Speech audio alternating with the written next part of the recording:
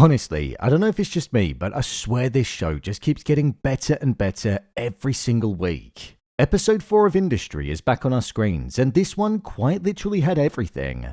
From Rishi facing death head-on after deciding that he no longer had anything to live for, Jim's paranoia getting the better of him, Yas gaining the power and control that she always wanted, but maybe biting off more than she realized she could chew with Hayley, and Whitney also being the puppeteer of Henry. There was drama embedded all throughout this episode, and I can't wait to get my teeth into it. So with that, let's break down the episode, the ending, answer why all of that unfolded, and I'll share what I thought of it. Here is Industry Season 4, Episode 4, Ending Explained. Just to let you know, this video will contain spoilers. Rishi and Jim.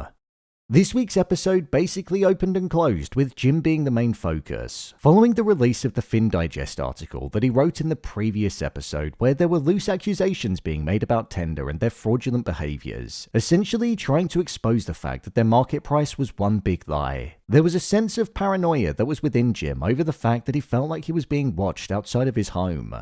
This was actually the case as we saw during the ending of the episode, but it just wasn't the person that he thought it was. With Henry giving his keynote speech about Tender and the launch of the new banking app, during the press questions, Jim approached him and asked about the hidden operations in Africa and the person that was working out of the house in Sunderland processing all of the transactions from the industries that they were distancing themselves from. This was the nail in the coffin for Jim, and he almost put a hit out on himself by being so public about it.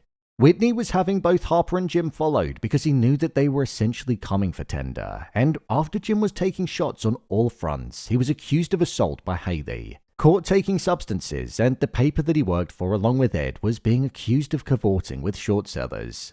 This left Ed no other choice other than to terminate his contract with the paper, and it meant that the expose piece that Jim was getting closer to working on was going to be grinded to a halt. Ultimately meaning that the words wouldn't stand for anything because it'd essentially be viewed as a waffling maniac. With him losing his job, he went on a mad one, and that was where he interacted with Rishi at the pub. Somebody who was also down on his luck, was mourning the fact that his child was being taken away from him. They were having their name changed, and he felt like he had nothing else to live for, hence why he was fixated on the window later on in the flat. Jim was offered something at the pub which was apparently poison, so this random stranger intervened, which ultimately led him to be back at Rishi's apartment with both him and Jim as a thank you.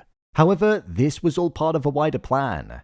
This stranger was the actual person that was in on the plan and had been watching Jim for Whitney, as Jim and Rishi were speaking about why they were down on their luck, even though it was their own actions that landed them in the situations that they were in. Within the background, the stranger was just gradually turning the music louder and louder to the point where the police were called for a noise complaint. But as Rishi went to the toilet and the stranger went out to get more drinks, this very stranger held back, and that was then when he had Jim killed.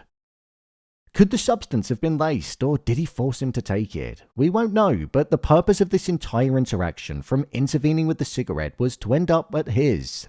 During this time, Rishi was having flashbacks to Diana and feeling responsible for her death, and with Jim also asking what it felt like to see the person that he loved most dying in front of him. Which to me just showed the insensitive journalistic side of him coming out. His head was now spiraling. When he left the bathroom and Jim was on the floor, the police were at the door, and he was then met with the decision on whether to jump or not.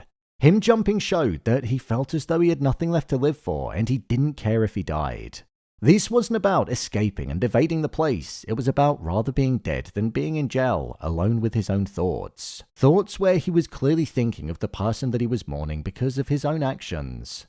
So with him jumping but only breaking his feet, the police arrested him, so it seems like he's going to be found with a ton of substances in his flat and a body, all whilst trying to flee, so it's not looking good for him.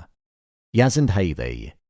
Yas and Hayley's story is one that I'm finding particularly interesting because I'm now starting to think that Yas might have bitten off more than she can chew with Hayley. What she thought was an EA that was just harmless and she could have a bit of fun with is one that might have more of a bite back than what she originally thought.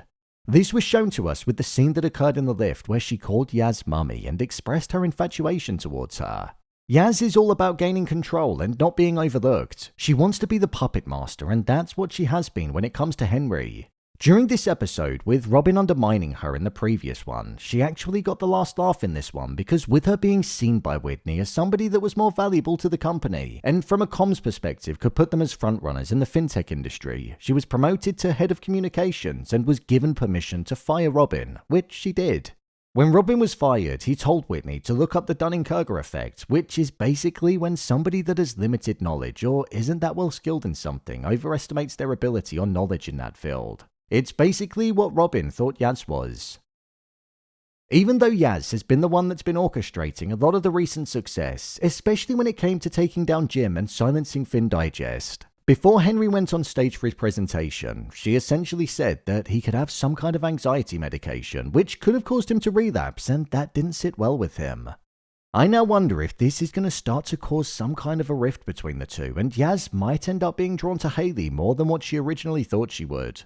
We also saw her becoming fixated with Harper a little bit, so it makes me wonder if she's going to be going on the offensive and looking to expose her. Whitney and Henry. Whitney's demise is one that's definitely on the horizon. I can see it now, with Henry giving his speech about authenticity, sincerity, and integrity, and it all being things that Tender apparently represents. Little does he know that behind the scenes, Whitney is dragging all of those things through the mud by committing his fraudulent activities by working with the vendors that he said that he wouldn't. Henry is on a mission of looking to climb the mountain that's in front of him and redeeming himself following his political failures, and he wants to tackle the challenge head on, but it feels like Whitney is going to be the catalyst for his failure. The sad reality of it is that Henry believes Whitney and that he's being truthful with him and that he's doing everything that he can to champion him, when in reality he's just a pawn in his game of just being hungry for success. We saw that Jonah was actually called by Sweetpea in this episode and was looking for dirt on Whitney, so it very much feels like Whitney's time is well and truly on the clock now. He's a man that has no regard for anybody but himself, and it feels like if you spend your entire life making enemies, that's going to catch up with you eventually. My review of the episode.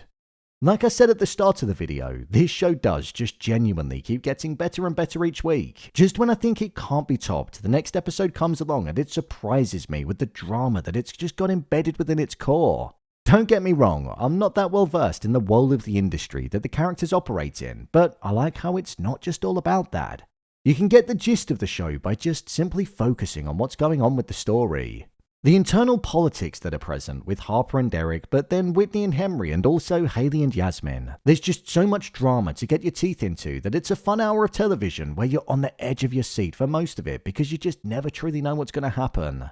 One thing that I do quite like about this show as well is that it feels quite old school in the sense that the episodes are actually around an hour. A lot of shows are quite a bit under that these days, sitting at around 45 minutes, and I do feel like it does make a difference. Having an hour in the world allows the story to feel really fleshed out, and for it to not just feel like any of the story arcs get forgotten about. My favourite story arc to follow in this episode was Jim's. It always kind of felt like it was going to go wrong for him, and in this one, it truly did all just come at once for him. The entirety of that final scene was just tension right down to its core. I loved the way that the music was just getting louder and louder, and it was tying into the chaotic nature of what we were watching on screen. For example, we had Rishi thinking about his wife, Jim going too far in the conversation and getting frustrated, and for me, it just really got across that intoxicated state that they were in. The question around will he jump or won't he jump was a great scene too, because it tied into that state of mind as well. We didn't have much Harper in this episode, and to be honest, I didn't actually mind that. She's probably one of my least favourite characters. It looks like a lot of the next episode is going to be set in Africa as Sweetpea looks to uncover what's actually going on with Tender over there, so I imagine she'll get more of a focus, so all I can say is bring on the next episode. So, there you have it, Industry Season 4 Episode 4 Ending Explained. If you want to see more videos on Industry Season 4, then check the playlist below, and don't forget to subscribe so you don't miss future videos. What did you think of this week's episode? Share your thoughts in the comments. As always, thanks for tuning into the video, and I'll see you in the next one.